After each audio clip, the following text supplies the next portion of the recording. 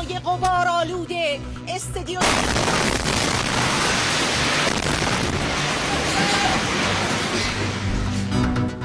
ট্রাম্পের তেহরান খালি করতে হুমকির পর হামলা জোরদার ইসরায়েলের। তেল আবিবে অতি তীব্র ক্ষেপণাস্ত্র হামলার দাবি ইরানের। ঈদের দীর্ঘ ছুটিতে শিক্ষা প্রতিষ্ঠানে মশার বিস্তার। উদ্বিগ্ন অভিভাবক ও শিক্ষার্থীরা, মাউসির নির্দেশনা মানছে না কর্তৃপক্ষ।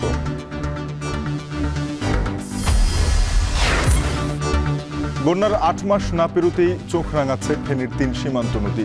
কয়েকটি স্থানে ফাটল, পাউবুর বিরুদ্ধে দুর্নীতির অভিযোগ। নওগাঁয় আমের আড়তে বেচাকেনা জমলেও দাম না পাওয়ার অভিযোগ। নির্দেশনা অমান্য করে ৫২ কেজিতে মন নির্ধারণে হতাশা।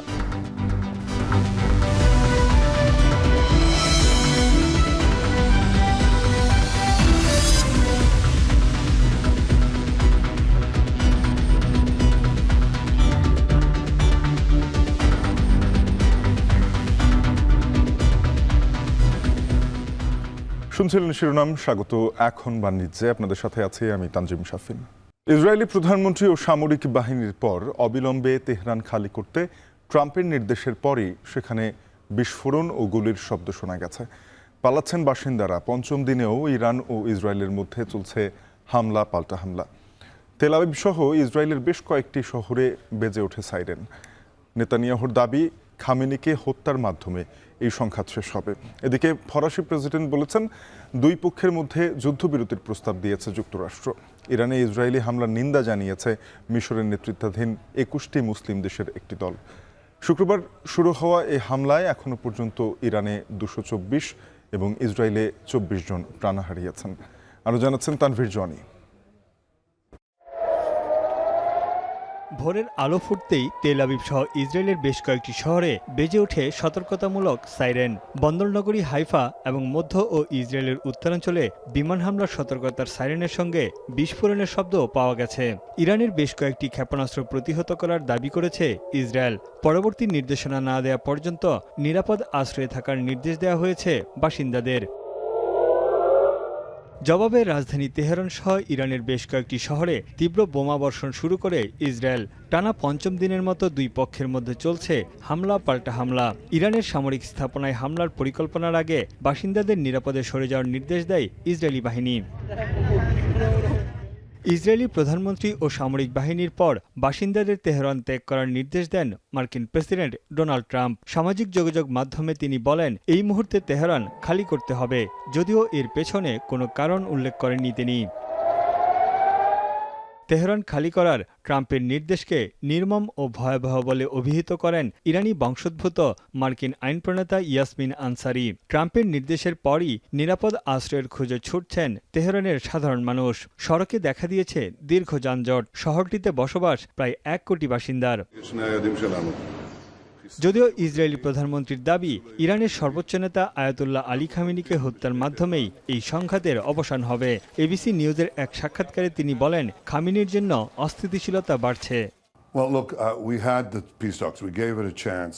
We've, clenched our teeth. We did everything we could to enable President Trump to negotiate the desired result, and that would have been preferable for us, and I think for everyone.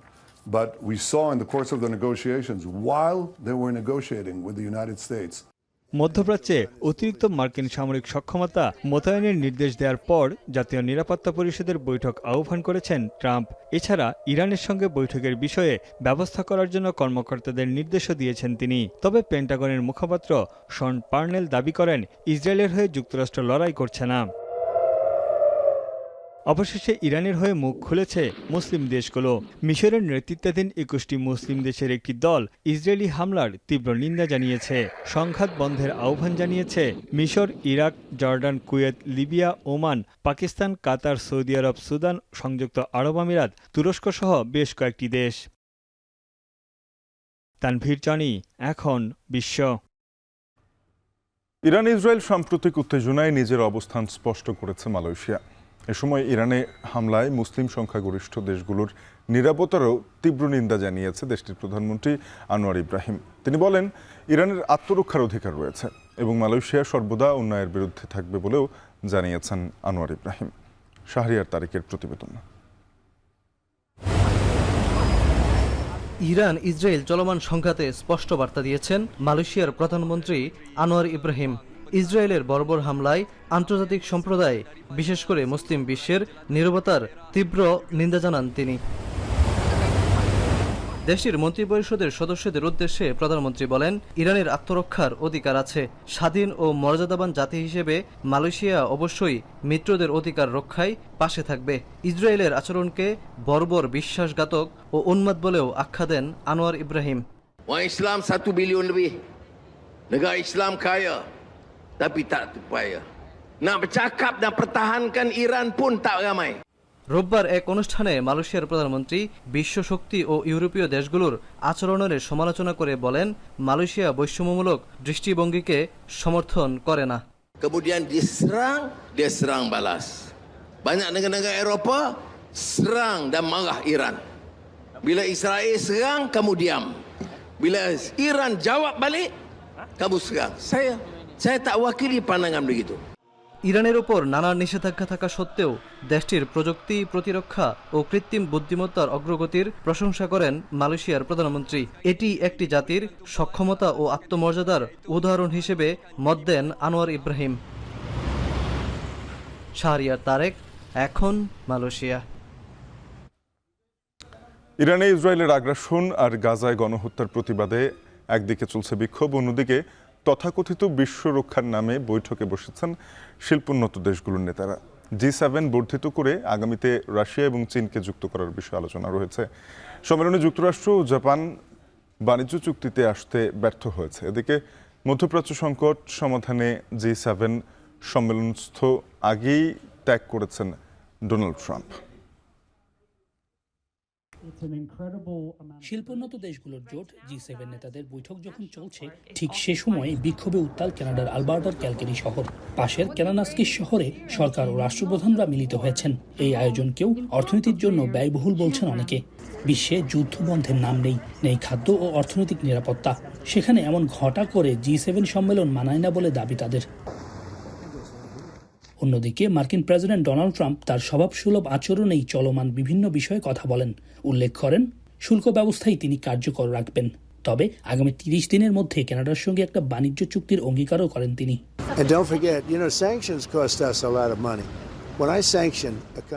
সম্মেলনে ইরানকে যেমন হুঁশিয়ারি দেন মার্কিন president, ঠিক তেমনি রাশিয়ার ইউক্রেনে অভিযানের বিষয়ে সুর নরম করেও কথা বলেন। এছাড়া রাশিয়ার পাশাপাশি চীনকেও এই জোটে যুক্ত করার আভাস দেন। সম্মেলনের ফাঁকে ব্রিটিশ প্রধানমন্ত্রী সাংবাদিকদের বলেন, ইরান কোনোভাবেই যেন পরমাণু কর্মসূচিতে এগোতে না পারে সেই ব্যাপারে একমত তারা।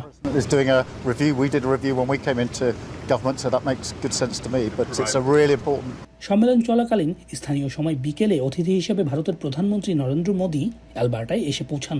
কানাডার প্রধানমন্ত্রী মার্ক কার্নির সঙ্গে সাইডলাইন বৈঠকে অংশ নেবেন তিনি। আলোচনা করবেন অটোয়া নয়াদিল্লির বাণিজ্য সম্প্রসারণের বিষয়ে। সৈয়দ ইফতেখার, এখন, কানাডা। দেশজুড়ে ডেঙ্গু পরিস্থিতির অবনতির মধ্যেই প্রথম ধাপে কলেজ, বিশ্ববিদ্যালয় পর্যায়ে ক্লাস শুরু হয়েছে। প্রাথমিক, মাধ্যমিক, কারিগরি প্রতিষ্ঠানগুলো খুলবে আগামী 22 থেকে 24 জুন। অথচ ঈদের দীর্ঘ ছুটিতে ক্যাম্পাসগুলো পরিণত হয়েছে মশার উর্বর ভূমিতে। এ নিয়ে উদ্বিগ্ন অভিভাবক সহ কলেজ কর্তৃপক্ষ। অন্যদিকে মাধ্যমিক ও উচ্চশিক্ষা অধিদপ্তর মাউসি থেকে নানা নির্দেশনা দেওয়া হলেও তা মানা হচ্ছে না। বিস্তারিত থাকছে দেলাওয়ার দুলুনের প্রতিবেদনে। ড্রেনে জমে আছে স্বচ্ছ পানি, যেখানে মশার লার্ভার জলকেলি। পরিপক্ক মশার উপস্থিতিও স্পষ্ট। এ দৃশ্য ঢাকা কলেজ আঙ্গিনার। ঈদের দীর্ঘ ছুটি শেষে ক্লাস শুরু হলেও অপ্রস্তুত ক্যাম্পাস। এই মশার কারণে এমনকি শিক্ষার্থীরা দিনে পর্যন্ত ঘুমাইতে পারে না। আবর্জনা বিষয়ে হল প্রভোস্টকে যখন জানানো হয়, তখন একজন হল প্রভোস্ট বললেন যে মশার কামড়ে কেউ এ পর্যন্ত মারা যায় নাই। পুরো ক্যাম্পাসটা এই এক সপ্তাহের মধ্যেই আমরা নিট অ্যান্ড ক্লিন করার একটা আমরা কার্যক্রম হাতে নিয়েছি। কলেজ অধ্যক্ষ জানালেন, পর্যায়ক্রমে পরিচ্ছন্নতা অভিযান করা হবে। আমাদের পর্যাপ্ত লোক নেই, ছাত্রদের একটু সচেতন থাকতে হবে যাতে যত্রতত্র তারা ময়লাটা না ফেলে। মশক নিধন কার্যক্রম এবং পরিচ্ছন্নতা কার্যক্রম তাদের নির্দেশ অনুযায়ী আমরা করে থাকি। আর এইবার আমরা এই যে খোলার দিনে কিন্তু অলরেডি মশার ওষুধ দেওয়া হয়েছে একবার। Azimpur government girls school and কলেজে দেখা যায় শিক্ষার্থীদের উপস্থিতি। ডেঙ্গুর প্রাদুর্ভাবের মধ্যে 22 জুন শুরু হচ্ছে স্কুল পর্যায়ের ক্লাস, যা নিয়ে উদ্বিগ্ন খোদ কলেজ অধ্যক্ষ। এই সময়টা প্রতি বছরই খারাপ যায়। সিটি কর্পোরেশনকে আমরা অনুরোধ করেছি তারা যেন আমাদেরকে এই ব্যাপারে প্রয়োজনীয় ব্যবস্থা নেয়, বিশেষ করে তারা মশক নিধনে তাদের যে সুযোগ আছে সেটা যেন ব্যবহার করে। এরই মধ্যে দেশ জুড়ে ডেঙ্গু পরিস্থিতির অবনতি হওয়ায় সব শিক্ষা প্রতিষ্ঠানে সতর্কতামূলক ব্যবস্থা জোরদার করতে বিশেষ নির্দেশনা দিয়েছে মাউসি। ডেঙ্গু প্রতিরোধে সচেতনতামূলক ক্যাম্পেইন সহ করোনা প্রতিরোধে 5টি স্বাস্থ্যবিধি মানার নির্দেশনাও দেওয়া হয়েছে। বছরের সবচেয়ে উষ্ণ মাস এপ্রিল হলেও চলতি বছরের এপ্রিল থেকে থেমে থেমে বৃষ্টি ছিল। অন্যদিকে মে মাসে বৃষ্টি হয়েছে স্বাভাবিকের চেয়ে 63% বেশি। জুনে তাপপ্রবাহ থাকলেও অনেক স্থানে বৃষ্টি হচ্ছে, যা এডিসের বিস্তারে সহায়ক বলছেন গবেষকেরা। দীর্ঘ ঈদ ছুটির কারণে অনেক জায়গাতেই এখন বাড়িতে মানুষজন কম থাকার কারণে এডিস মশার প্রজনন আমরা এখন অনেক বেশি পাচ্ছি। যে বছর এডিস মশার কারণে ডেঙ্গু এবং চিকুনগুনিয়ার প্রকোপ বাড়ার একটি সম্ভাবনা আছে। চলতি জুন মাসের প্রথম 15 দিন যত রোগী মশাবাহিত এ রোগে আক্রান্ত হয়েছেন তা আগের মাসের আক্রান্তের প্রায় সমান। হাসপাতালে ভর্তি ডেঙ্গু আক্রান্ত রোগীদের দেখা যাচ্ছে নতুন নতুন উপসর্গ। অনেকের আছে দেখা যাচ্ছে র্যাশ হচ্ছে কিন্তু গায়ে লাগাচ্ছে না, বা প্রাথমিক পর্যায়ে আসছে না ডাক্তারের। তার পরবর্তী দেখা যায় যে তার ব্লিডিং ম্যানিফেস্টেশন হতে পারে, তার নাক দিয়ে রক্ত পড়তে পারে, তার কালো পায়খানা হতে পারে। এই জিনিসগুলো হচ্ছে তাদের জন্য অ্যালার্মিং সাইন। দেশে এখন পর্যন্ত ডেঙ্গুতে মোট আক্রান্তের 23% ঢাকার 2 সিটিতে, বাকি আক্রান্তরা ঢাকার বাইরের। দেলোয়ার দোলন, এখন ঢাকা। কুমিল্লায় আশঙ্কাজনক হারে ছড়াচ্ছে ডেঙ্গু। এপ্রিল থেকে এ পর্যন্ত আক্রান্তের সংখ্যা 500 ছাড়িয়েছে। ইতিমধ্যে দাউদকান্দিকে হটস্পট হিসেবে ঘোষণা করা হয়েছে। এ নিয়ে আরও জানাতে দাউদকান্দি উপজেলা স্বাস্থ্য কমপ্লেক্স থেকে যুক্ত আছেন মাসুদ আলম। মাসুদ, জানাবেন যে কতগুলো ওয়ার্ডকে অতি ঝুঁকিপূর্ণ ঘোষণা করা হয়েছে, আক্রান্ত মৃতের সবশেষ তথ্য কি?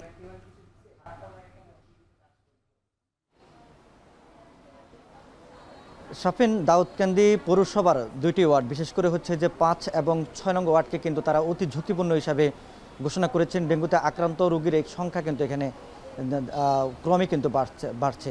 সংক্রমণের হার বেড়ে যাওয়ার কারণে আমাদেরকে আসলে উপজেলা স্বাস্থ্য কমপ্লেক্সের কর্মকর্তা এবং উপজেলা প্রশাসন আমাদেরকে জানিয়েছেন যে আসলে এপ্রিল থেকে কিন্তু এখানে ডেঙ্গুতে সংক্রমণের সংখ্যা থাকলেও তবে ঈদের আগ মুহূর্তে, বিশেষ করে হচ্ছে জুনের প্রথম থেকে কিন্তু আসলে এই উপজেলাতে আসলে ডেঙ্গুর আক্রান্তের হার কিন্তু বাড়তে থাকে।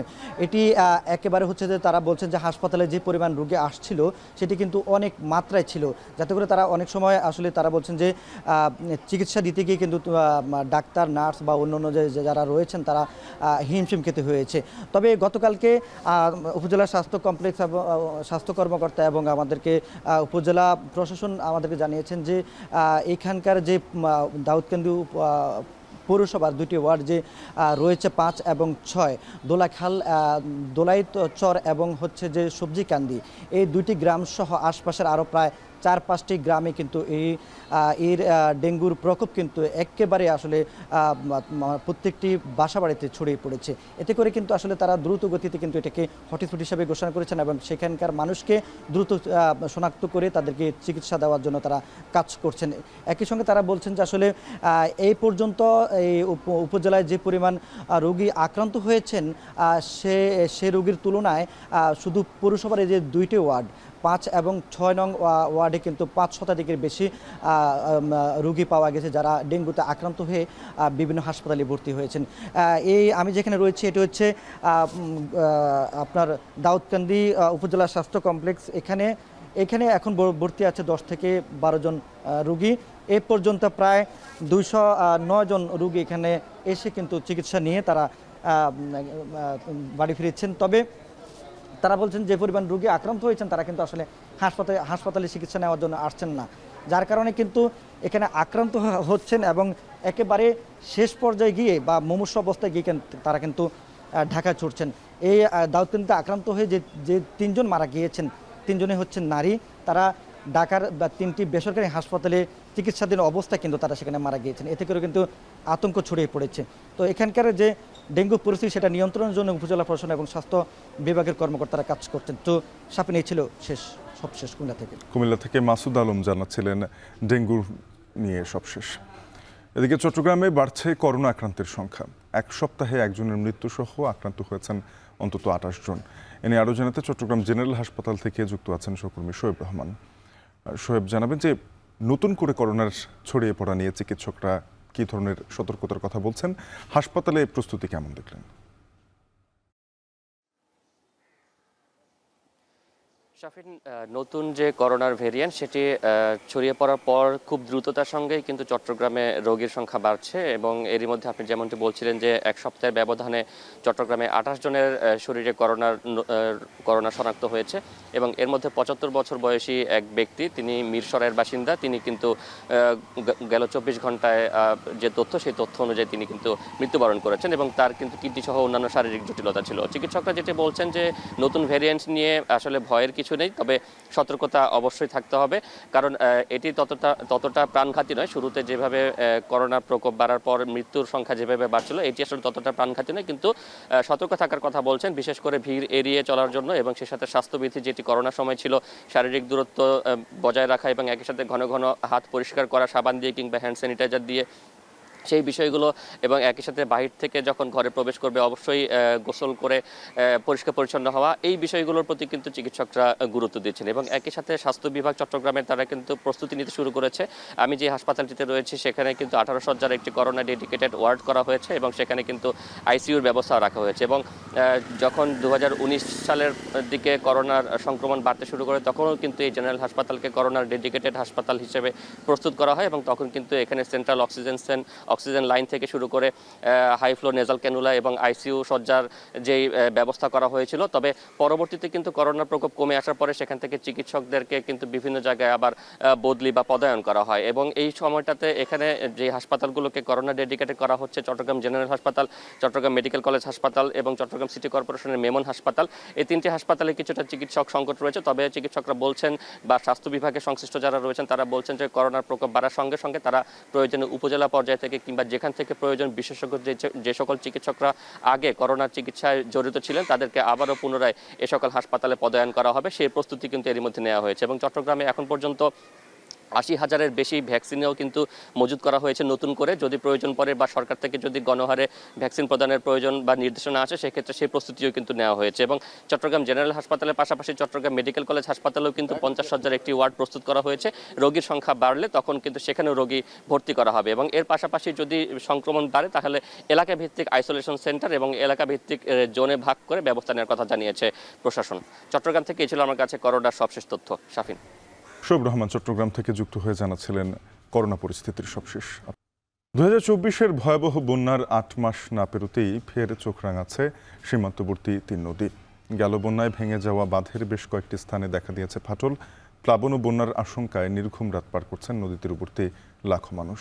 বাঁধের কাজে অবহেলা ও দুর্নীতির অভিযোগ পানি উন্নয়ন বোর্ডের বিরুদ্ধে। দুলাল তালুকদারের ক্যামেরায় সোলাইমান ডালিমের প্রতিবেদন। এই চিত্র 2024-এর বিপর্যয়কর বন্যার। গেল বছর ভারতের উজানের ঢল ও বৃষ্টির পানির তোড়ে ফুলগাজীর বৈরাগপুরে কহুয়া নদীর এই স্থানটিতে ভাঙন দেখা দেয়। ভেসে যায় ঘরবাড়ি, হুমকির মুখে পড়ে বাসিন্দাদের সম্পদ ও জীবন। জলমগ্ন ছিল গ্রাম থেকে শহর, গোটা জনপদ। ভয়াবহ সেই দুর্যোগের ক্ষত এখনো কাটিয়ে উঠতে পারেনি ফেনীবাসী। বন্যার দীর্ঘদিন পেরিয়ে গেলেও এখনো শেষ হয়নি বাঁধের কাজ। জিও ব্যাগগুলো পড়ে আছে রাস্তার উপর। গেল কয়েকদিনের বৃষ্টিতেই নড়বড়ে ও ঝুঁকিপূর্ণ হয়ে পড়েছে পরশুরামের বল্লার মুখা সহ বাঁধের ফুলগাজী পরশুরাম অংশের আরো 41টি স্থান। কিন্তু বরাদ্দ হিসেবে যে কাজটা যেভাবে হওয়ার কথা সে কাজটা হয় নাই। আমরা দেখেছি এখানে পানি উন্নয়নের সবচেয়ে বড় গাফিলতি। আর যেখান থেকে মাটি আনার কথা, বালি আনার কথা সেদিকে না আনে একেবারে বেড়িবাঁধের গোড়া থেকে এবং মাটি বা উত্তোলন এবং বালি উত্তোলনের কারণে আবার বেড়ির মধ্যে আগের বছর আবার 10-এ। ওনারা কি এমন কোনো অনুমতি আছে যে নদীর ভিতরে থেকে মাটি কাটিয়ে রে বেরিবাদ বান্ধার আর অথবা মাটির যেখানে ভাঙনা ভাঙনার মুখ থেকে মাটি নিয়ে ভাঙনাটা বাঁধে। নদী তীরবর্তীরা বলছেন মুহুরী কহুয়া সিলোনিয়া নদীর পুরো বাঁধটি নাজুক অবস্থায় রয়েছে। বর্ষা মৌসুমে নদীর পানির চাপে যে কোনো সময় এই বাঁধ ভেঙে যাওয়ার আশঙ্কা রয়েছে, আর তাই দ্রুত সময়ের মধ্যে বাঁধ নির্মাণ না হলে ঝুঁকির মধ্যে পড়বে প্রায় 30 থেকে 40 হাজার বাসিন্দা।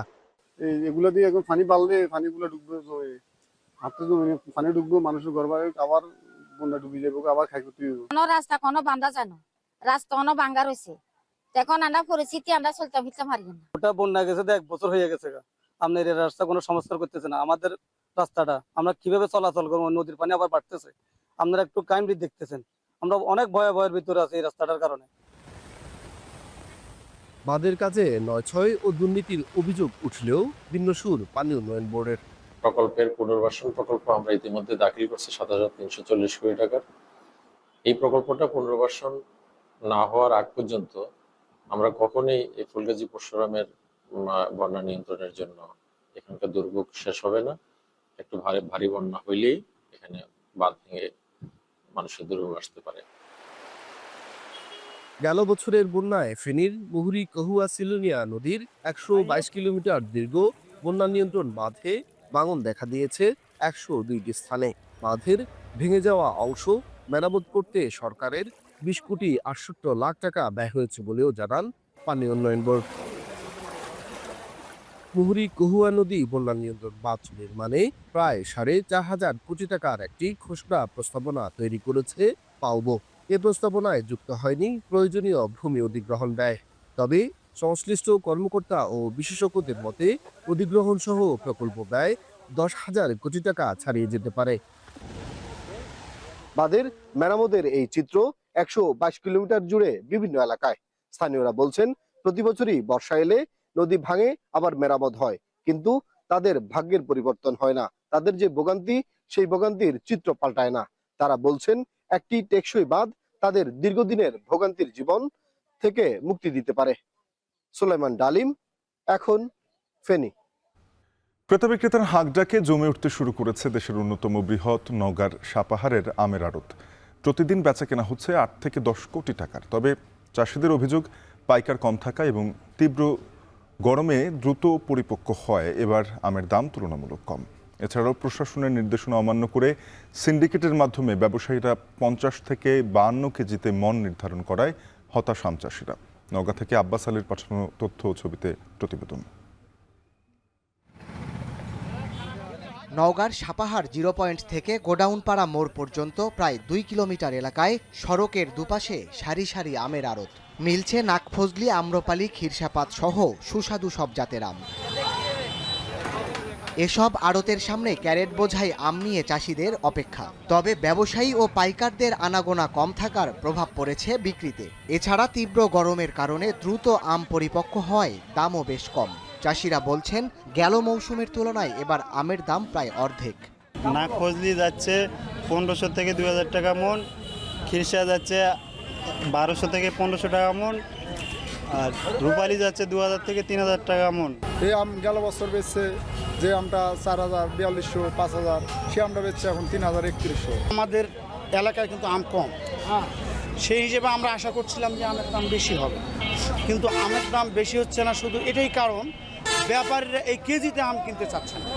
একদিকে কাঙ্ক্ষিত দাম না পাওয়া, অন্যদিকে ব্যবসায়ীরা সিন্ডিকেটের মাধ্যমে প্রতি মনে ১০ থেকে ১২ কেজি আম বেশি নেয় ক্ষতিগ্রস্ত হচ্ছেন কৃষকরা।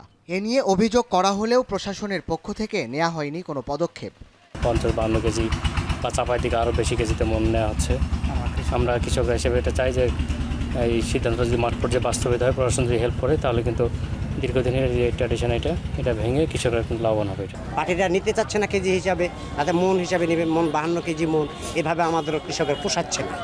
আড়তদার ও ব্যবসায়ীরা বলছেন আমের পর্যাপ্ত সরবরাহের পরও ওজন নিয়ে বিভ্রান্তির কারণে অনেকেই সাপাহারের আমের বাজারে আসছেন না।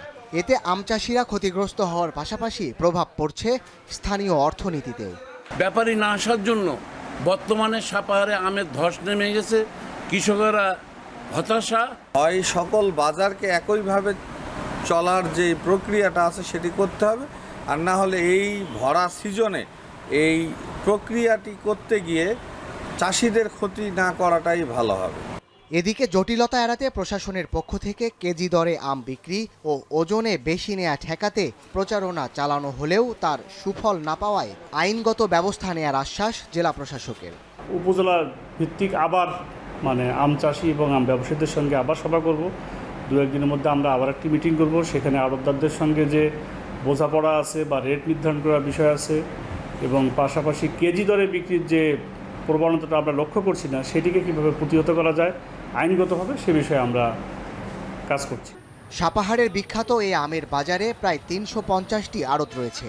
এর মধ্যে এখন পর্যন্ত বেচাকেনা চলছে 80 থেকে 90টিতে, যেখানে দৈনিক বাণিজ্য হচ্ছে প্রায় 8 থেকে 10 কোটি টাকা। এখন নওগাঁ। কয়েকদিনের বৃষ্টিতে প্রাণ ফিরেছে মৌলভীবাজারের চায়ের রাজ্যে। দীর্ঘদিনের খরা ও পানির অভাবে মৃতপ্রায় গাছগুলো আবারও ছেয়ে গেছে সবুজে। চাহিদার মতো পাতা তুলতে পারায় খুশি শ্রমিকরাও। আবহাওয়া অনুকূলে থাকলে ভালো মানের চা উৎপাদনের আশা সংশ্লিষ্টদের। এম এ হামিদের প্রতিবেদন। চায়ের রাজ্য মৌলভীবাজার। দীর্ঘদিনের খরার পর কয়েকদিনের বৃষ্টি যেন ঝরেছে আশীর্বাদ হিসেবে। আবার সবুজে ছেয়েছে পুরো চা বাগান, প্রাণ ফিরেছে মৃতপ্রায় গাছগুলোতে। শ্রমিকরা জানান, সেচ ব্যবস্থা না থাকায় মৌসুমের শুরুতে 3 দফায় খরাতে পুড়ে বেশিরভাগ গাছের পাতা। এতে সবচেয়ে বেশি বিপাকে পড়েন তারা। দিনে 4 থেকে 5 কেজির বেশি ভালো পাতা উত্তোলন করতে পারতেন না। তবে টানা কয়েকদিনের বৃষ্টিতে নতুন পাতা গজানোয় খুশি শ্রমিকরা। বৃষ্টির আগে মনে করেন যে পাতা তেমন ছিল না, মনে করেন 1.5 কেজি 2 কেজি, আর বর্তমানে বৃষ্টি হওয়ার পরে মোটামুটি বাড়ছে আর কি। যদি বৃষ্টি বেশি হয় তা আমরা বেশি পাতা তুলতাম, বেশি টাকা পাই। 5 কেজি থেকে 10 কেজি, আজকে তুললাম 5 কেজি, কালকে আবার 10 কেজি তুলে দিবে। এদিকে খরার কারণে চায়ের গুণগত মান কমে যায়। এতে কাঙ্ক্ষিত দাম পাওয়া যাচ্ছিল না বলে জানান ব্যবসায়ীরা। তবে বৃষ্টির কারণে ভালো মানের চায়ের পাশাপাশি কাঙ্ক্ষিত দাম পাওয়া যাবে বলে আশাবাদী তারা। চা প্রোডাকশন বাড়বে যেহেতু বৃষ্টি পেয়ে, এবং ইতিমধ্যেই বাগানে সেকেন্ড প্লাস চলে আসছে। সুতরাং আমি মনে করি যে এখন চা প্রোডাকশনটা বেড়ে যাবে। বৃষ্টির কারণে আমরা দেখতেছি মোটামুটি চা প্রোডাকশন বর্ধিত হচ্ছে, ভালো রেট পাওয়া যাবে। যেহেতু প্রোডাকশনও ভালো হবে, এই হিসাবে রেটও ভালো পাওয়া যাবে। সংশ্লিষ্টরা বলছেন, অধিক খরার কারণে গত বছরের তুলনায় এবছর 15% কম উৎপাদন হয়েছে। তবে এবছর উৎপাদন বাড়ানোর চেয়ে গুণগত মান ধরে রাখার বিষয়ে গুরুত্ব দিচ্ছেন তারা। তো আশা করি যদি আমরা কোয়ালিটির উপরে যদি জোর দিই এবং সবাই যদি কোয়ালিটি যদি আমরা যদি খুবই আমরা নজর যদি দিই, তো সেক্ষেত্রে আমাদের প্রোডাকশন কিছু কমে আসবে। তো প্রোডাকশন যদি আসে, আশা করি আমাদের প্রাইস এবং আমাদের যে মার্কেট ডিমান্ডটা আশা করি ঠিক থাকবে আর কি। এবছর জেলায় চা উৎপাদনের লক্ষ্যমাত্রা ধরা হয়েছে 1,03,000 টন। আবহাওয়া অনুকূলে থাকলে লক্ষ্যমাত্রা অর্জন করা সম্ভব বলে আশাবাদী বাগান মালিকরা। এখন মৌলভীবাজার। বরিশালে উৎপাদিত বিস্কুট এখন রপ্তানিও হচ্ছে। তবে উৎপাদন খরচ কমাতে ভোলার গ্যাস সরাসরি এ অঞ্চলে আনার দাবি ব্যবসায়ীদের। শ্রম সচিব বলেছেন, সরকারের সহযোগিতা এবং তদারকির মাধ্যমে এই শিল্পকে আরও সমৃদ্ধ করা সম্ভব। মাহমুদুর নবীর তোলা ছবিতে আরও জানাবেন অমিত হাসান। বরিশাল দক্ষিণাঞ্চলের প্রাণকেন্দ্র, যা শুধু প্রাকৃতিক সৌন্দর্যের জন্য নয়, বরং অর্থনৈতিক উন্নতির জন্যও বেশ পরিচিত। এখানকার বিস্কুট শিল্প দেশের চাহিদা মিটিয়ে রপ্তানি হচ্ছে আমেরিকা, বাহরাইন, দুবাই ও সৌদি আরব সহ বিশ্বের বিভিন্ন দেশে। 1980 সালে বরিশাল বিসিক শিল্পনগরীতে 1 একর 13% জায়গা নিয়ে যাত্রা শুরু করে বেঙ্গল বিস্কুট লিমিটেড। উৎপাদন প্রক্রিয়া শুরু হয় কাঁচামাল প্রস্তুতির মাধ্যমে। প্রধান উপাদান হলো গিয়ে ময়দা, চিনি, ডালডা, তারপর যে ডিম, মিল্ক পাউডার, এগুলো আমাদের এখানে প্রধান কাঁচামাল হিসাবে ব্যবহৃত হয়। ল্যাব টেস্ট করে আমরা উৎপাদন বিভাগকে হস্তান্তর করি। উৎপাদন বিভাগ তার আমাদের এসওপি মেনটেন করে উৎপাদন করে থাকে। বরিশাল নগরীর বাসিন্দা তামান্না। ঊর্ধ্বগতির এই বাজারে স্বামীর একারায়ে সংসার চালাতে কষ্ট হয়, তাই গত 12 বছর ধরে কাজ করছেন এই বিস্কুট কারখানায়। বেতন ভাতা ওভারটাইম পাওয়ায় খুশি এখানকার কর্মীরাও। আমরা দুইজনে একই সাথে একই কোম্পানিতে চাকরি করি। এখান থেকে আমরা অনেক সুযোগ সুবিধা পাই। 8 ঘন্টা ডিউটি, 8 ঘন্টায় আমার 10,000 টাকা বেতন, আর যদি প্রয়োজন হয় ওভারটাইম করি তাতে আরও 2,000 টাকা পাই। আমরা নাইট অ্যালাউন্স পাইতে আছি, তারপর আমাদের প্রতিদিন খাবার ব্যবস্থা আছে। 1984 সাল থেকে বিস্কুট উৎপাদন করছে বরিশালের এই বেঙ্গল বিস্কুট ফ্যাক্টরি। শুরুতে 150 জন কর্মী নিয়ে কাজ শুরু করলেও বর্তমানের কর্মী সংখ্যা প্রায় 1000 জন। তবে বর্তমান বাজারে টিকে থাকা দুষ্কর হয়ে পড়েছে উৎপাদন খরচ বৃদ্ধির কারণে। ভোলার গ্যাস বরিশালে সরবরাহ হলে এর উৎপাদন খরচ যেভাবে কমবে সেই সাথে বাড়বে কর্মসংস্থান, এমনটাই মনে করছেন সংশ্লিষ্টরা। বেঙ্গল বিস্কুট লিমিটেড প্রতি মাসে গড়ে 6 থেকে 7 কোটি টাকার পণ্য উৎপাদন করছে। তবে প্রতিযোগিতার বাজারে উৎপাদন খরচের সাথে তাল মিলিয়ে টিকে থাকা কঠিন হয়ে পড়েছে। সেক্ষেত্রে নিরবিচ্ছিন্ন বিদ্যুৎ ও গ্যাস সরবরাহ হলে ব্যয় কমে আসবে প্রায় 60%। ন্যাচারাল গ্যাসের সংযোগ না থাকায় এবং নিরবিচ্ছিন্নভাবে বিদ্যুৎ না পাওয়ায় আমাদের উৎপাদন ব্যাহত হচ্ছে এবং উৎপাদন কষ্ট অনেক বৃদ্ধি পাচ্ছে আমাদের প্রতিযোগীদের তুলনায়। এই কারণে আমরা বাজারে পিছিয়ে যাচ্ছি। আমাদের প্রাণের দাবি বরিশালে আমাদের ন্যাচারাল গ্যাসের লাইন দেওয়া হোক। বিসিক কর্মকর্তারা বলছেন, বিদ্যুৎ ও গ্যাসের বিষয়টি ঊর্ধ্বতন কর্তৃপক্ষকে জানানো সহ সরকারের কাছে আবেদন করা হয়েছে, যাতে দ্রুত বরিশাল বিসিক নগরীতে গ্যাস সরবরাহ করা হয়। শুধু বেঙ্গল নয়, এখানে অন্যান্য অনেক প্রতিষ্ঠানই গ্যাসের জন্য গ্যাসের চাহিদা প্রকাশ করেছেন এবং গ্যাসের প্রয়োজন সে প্রেক্ষিতে আমরাও খুব বেশি উপলব্ধি করছি। এজন্য আমরা গ্যাসের চাহিদা বিভিন্ন সময়ে আমরা ঊর্ধ্বতন কর্তৃপক্ষকে অবহিত করছি। আমরা বিদ্যুতের বিষয়ে বিদ্যুৎ বিভাগের সাথে বিভিন্ন সময় কথা বলি বা তারা যাতে বিদ্যুৎ সাপ্লাইটা দেয়। গত 20 বছর আগে বেকারি বিস্কুটের প্রচলন থাকলেও বর্তমানে এই বিস্কুট শিল্প অনেক বড় হয়েছে। বাংলাদেশের যেসব বিস্কুট রয়েছে তার মধ্যে 95% বিস্কুট দেশেই উৎপাদন হচ্ছে, ফলে দেশে প্রচুর পরিমাণ বৈদেশিক মুদ্রা আয়ও হচ্ছে। আমরা যেটুকু বিস্কিট উৎপাদন করে ইম্পোর্ট করে যে আমার ডলারটা খরচ হয়, তার থেকে কিন্তু আমরা এক্সপোর্ট করে আরও বেশি ডলার আর্ন করছি। আমাদের ওই জায়গাটাই ফোকাস। একটা হলো দেশীয় আমাদের চাহিদা এরা মিটাবে, প্লাস আমরা আমাদের এক্সপোর্ট মার্কেটটা এক্সপ্যান্ড করব। Bengal biscuit limited candy, biscuit ও পাউডার ড্রিঙ্ক সহ প্রায় 28টি পণ্য উৎপাদন করে থাকে। যদি ভোলার গ্যাস সরাসরি এই অঞ্চলে আনা যায় তাহলে বরিশালের অর্থনৈতিক সম্ভাবনা আরও বিস্তৃত হবে বলে মনে করেন বিশেষজ্ঞরা। অমিত হাসান, এখন বরিশাল। কুষ্টিয়া সরকারি কলেজের রসায়ন বিভাগের মাস্টার্স পরীক্ষায় ফেল করেছেন সব শিক্ষার্থী। তবে কর্তৃপক্ষ বলছে সার্ভার জটিলতা ও কিছু প্রযুক্তিগত ত্রুটির কারণে এমন ঘটনা। আর শিক্ষার্থীদের অভিযোগ, বিভাগীয় প্রধান ও দায়িত্বপ্রাপ্ত শিক্ষকদের অবহেলা আর উদাসীনতাই ফল বিপর্যয়ের কারণ। কুষ্টিয়া থেকে মেজবা উদ্দিন পলাশের তথ্য ছবিতে প্রতিবেদন। চলতি বছরের 17 জানুয়ারি দেশব্যাপী একযোগে জাতীয় বিশ্ববিদ্যালয়ের অধীনে দেশের সব কলেজের 2021-22 শিক্ষাবর্ষের মাস্টার্সের চূড়ান্ত পরীক্ষা অনুষ্ঠিত হয়। এরপর 18, 19, 20 ও 21 তারিখে হয় মৌখিক পরীক্ষা। পরে গত 4 জুন প্রকাশিত হয় পরীক্ষার ফলাফল। তখন কুষ্টিয়া সরকারি কলেজের রসায়ন বিভাগের পরীক্ষা দেয়া 90 শিক্ষার্থী জানতে পারেন তারা সবাই ফেল করেছেন। ফলাফল প্রকাশের পর থেকেই হতাশা আর ক্ষোভে ভেঙে পড়েছেন শিক্ষার্থীরা। শুরু হয় আলোচনা সমালোচনা। তারা বলছেন, বিভাগীয় প্রধান ও দায়িত্বপ্রাপ্ত শিক্ষকদের অবহেলা আর উদাসীনতাই এই ফলাফল বিপর্যয়ের কারণ। শিক্ষার্থীদের জীবন নিয়ে অসচেতনতার জন্য তদন্তের মাধ্যমে ব্যবস্থা নেওয়ার দাবি তাদের। আমাদের কলেজের মধ্যে একটা প্রতিষ্ঠানে আমাদের শিক্ষকরা তারা যে ধরনের একটা গাফিলতি করেছে, আমি এটার জন্য অবশ্যই হতাশা বোধ করতেছি। এটা তো স্টুডেন্টদের একটা জীবনের ব্যাপার, এটা লাইফের ব্যাপার। এমনিতে এখন বেকারত্বের হার বেশি, তারপর তাদের বছর নষ্ট হলো। অবহেলাটা এখানে বড় বিষয়। এত একটা বিষয় যে ছাত্রদের জীবন নিয়ে একটা বিষয় থাকে, সারা সে বিষয় নিয়ে অবহেলা করেছে, এটা সবচেয়ে একটা হৃদয় বিদারক বিষয়। এই ঘটনাকে শিক্ষা ব্যবস্থার ব্যর্থতা বলে উল্লেখ করেছেন সচেতন মহল। এত বড় একটা সরকারি কলেজ, সেখানে কেমিস্ট্রি একটা বড় ডিপার্টমেন্ট, সেই ডিপার্টমেন্টের স্যারদের বা ডিপার্টমেন্ট হেড যারা আছে তাদের ভুলের কারণে এতগুলো ছেলেমেয়ে তারা একটা অনিশ্চয়তার ভিতরে আছে। সুষ্ঠু সমাধান হয় এবং ছেলেপেলেগুলোর যেন রেজাল্টটা স্বাভাবিকভাবে যেন চলে আসে।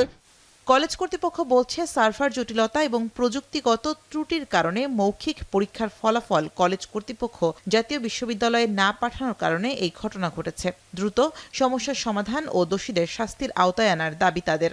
ভর্তি কমিটি থাকার কারণে আমি ওইদিকে ব্যস্ত ছিলাম, এদিকে জুনিয়র যে সহকর্মীর দায়িত্ব ছিল সে অনলাইনে সাবমিট করেছে, কিন্তু এটা সাবমিট হয়নি।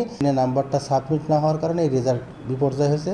পরবর্তীকালে আমরা ওইটা হার্ড কপি সহ আমাদের ওই প্রতি জুনিয়র সহকর্মীতে পরীক্ষা নিয়ন্ত্রকের দপ্তরে পাঠিয়েছি। সচেতন মহল বলছে কর্তৃপক্ষ কত দ্রুত এই সংকট সমাধানে কার্যকর পদক্ষেপ নেয় এটি এখন দেখার বিষয়। এখন কুষ্টিয়া। হবিগঞ্জে চলন্ত বাসে কলেজ ছাত্রীকে ধর্ষণে অভিযুক্ত হেলপার লিটন মিয়াকে গ্রেপ্তার করেছে র্যাব। রাত 12টার দিকে সিলেটের জালালপুর থেকে তাকে গ্রেপ্তার করা হয়। র্যাব 9-এর পক্ষ থেকে জানানো হয় সদর কোম্পানি ও শায়েস্তাগঞ্জ ক্যাম্প যৌথভাবে অভিযান চালিয়ে তাকে গ্রেপ্তার করে। এরপর তাকে হবিগঞ্জ নবীগঞ্জ থানায় হস্তান্তর করা হয়। এ ঘটনায় আরেক অভিযুক্ত মা এন্টারপ্রাইজ বাসের চালক সাব্বিরকে ঘটনার পরপরই স্থানীয় জনতা হাতে নাতে আটক করে সেনাবাহিনীর কাছে সোপর্দ করে। এর আগে গেল রোববার রাতে নবীগঞ্জ শেরপুর আঞ্চলিক সড়কে চালক ও তার সহকারীর বিরুদ্ধে চলন্ত বাসে কলেজ ছাত্রীকে ধর্ষণের অভিযোগ ওঠে। পরদিন সকালে ভুক্তভোগী কলেজ ছাত্রী নবীগঞ্জ থানায় মামলা করেন। গাজীপুরের টঙ্গীর মাজার বস্তিতে অভিযান চালিয়ে 24 জনকে আটক করেছে যৌথ বাহিনী। জব্দ করা হয়েছে মাদক গ্রহণের নানান ধরনের সরঞ্জামাদি সহ বিভিন্ন মাদক দ্রব্য। বিস্তারিত থাকছে প্রতিবেদনে। মঙ্গলবার গভীর রাতে টঙ্গীর মাজার বস্তিতে মাদক বিরোধী বিশেষ অভিযান পরিচালনা করে সেনাবাহিনীর উত্তরা ক্যাম্প ও টঙ্গী পশ্চিম থানা। এই অভিযানে কয়েকটি দলে ভাগ হয়ে পুরো বস্তি ঘিরে ফেলে যৌথ বাহিনী। মাদক কারবারিতে জড়িত থাকার অভিযোগে সেখান থেকে 24 জনকে আটক করা হয়। আমি মাদক সেবন করি, তো আমার মনে করেন বাসা থেকে চলে আসছি, খেতে মন চাইছে, তো এই জায়গায় আসলে ইনস্ট্যান্ট পাওয়া যায়, তো ইনস্ট্যান্ট পাওয়া যাওয়ার কারণে এই জায়গায় আমি সরাসরি আসছি। অভিযানে মাদক সেবনের সরঞ্জাম সহ বিভিন্ন ধরনের মাদকদ্রব্য জব্দ করা হয়। উত্তরা আর্মি ক্যাম্পের সদস্য এবং আমাদের গাজীপুর মেট্রোপলিটনের টঙ্গী পশ্চিম থানার পুলিশ আমরা এই মাজার বস্তিতে যৌথ অভিযান পরিচালনা করি। তাতে আমরা টোটাল 24 জনকে গ্রেপ্তার করতে সক্ষম হয়েছি এবং তাদের নিকট থেকে দেখতে পাচ্ছেন মাদকদ্রব্য এবং সেবন করার যেগুলো যন্ত্রপাতি সেগুলো আমরা সেখান থেকে উদ্ধার করতে পেরেছি। যৌথ বাহিনী জানায় নিয়মিতভাবেই মাদক বিরোধী এমন অভিযান পরিচালনা অব্যাহত থাকবে। জাবেদ আব্দুল্লাহ, এখন, ঢাকা। মধ্যপ্রাচ্যে অস্থিতিশীলতার জেরে বিশ্ববাজারে আবারও বেড়েছে জ্বালানি তেলের দর। ইরান ইসরায়েল সংঘাতের জেরে মঙ্গলবার দিনের শুরুতে অপরিশোধিত জ্বালানি তেল বিক্রি হচ্ছে ব্যারেল প্রতি $73 উপরে। যদিও সংঘাত শেষ হবে এমন আশাবাদে সোমবারও 1% কমেছিল জ্বালানির দর। ইরান ইসরায়েল সংঘাত 5ম দিনে পৌঁছানোর বিনিয়োগকারীরা আরও যুদ্ধের আশঙ্কায় বিনিয়োগ স্থগিত রেখেছেন। বর্তমানে পেট্রোলিয়াম রপ্তানিকারক দেশগুলোর মধ্যে ইরান বিশ্বে তৃতীয়। এই সংঘাতে বিশ্ববাজারে জ্বালানি তেলের সরবরাহ ব্যাহত হয়ে বেড়ে যেতে পারে দাম। এর মধ্যে জ্বালানি সরবরাহের গুরুত্বপূর্ণ রুট হরমুজ প্রণালীও বন্ধের হুমকি দিয়েছে তেহরান।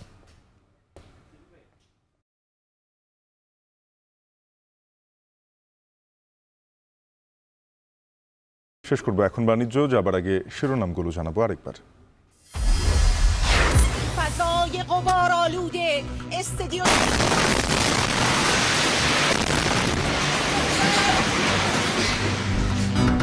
ট্রাম্পের তেহরান খালি করতে হুমকির পর হামলা জোরদার ইসরায়েলের। তেল আবিবে অতি তীব্র ক্ষেপণাস্ত্র হামলার দাবি ইরানের। ঈদের দীর্ঘ ছুটিতে শিক্ষা প্রতিষ্ঠানে মশার বিস্তার। উদ্বিগ্ন অভিভাবক ও শিক্ষার্থীরা, মাউসির নির্দেশনা মানছে না কর্তৃপক্ষ।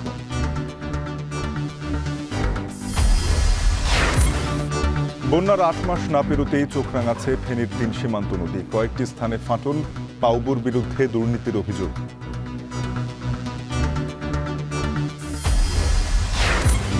নওগাঁয় আমের আড়তে বেচাকেনা জমলেও দাম না পাওয়ার অভিযোগ। নির্দেশনা অমান্য করে 52 কেজিতে মন নির্ধারণে হতাশা।